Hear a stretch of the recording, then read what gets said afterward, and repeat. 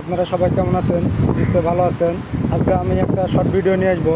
সে হচ্ছে রাজুদার পাগল হয়ে গেছে, পরোটা বিক্রি করার লস খেয়ে সে পাগল হয়ে গেছে। দেখেন ভাই, রাজুদা কীভাবে পাগল হয়ে গেছে। রাজুদা, তুমি এনে কী করো? রাজুদা, রাজুদা দেখেন না, আমাকে দেখতে পারতেছে না।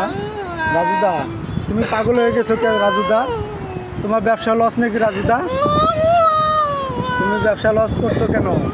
তুমি এই যে কলকাতা থেকে বাংলাদেশে আসছো অনেক খরচ করে, পাগল হয়ে গেছে কে?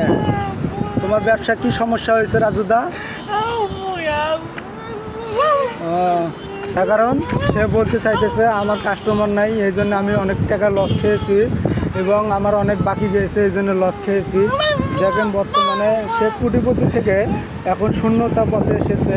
বন্ধুরা, আপনারা সবাই একটু দেখবেন, তার কারণ সবাই সাপোর্ট করবেন। সে পাগল হয়ে গেছে, আল্লাহর কাছে সবাই তৌফিক দান করবেন সে যেন ভালো হয়ে যায় এবং সে যেন আগের পথে আসতে পারে।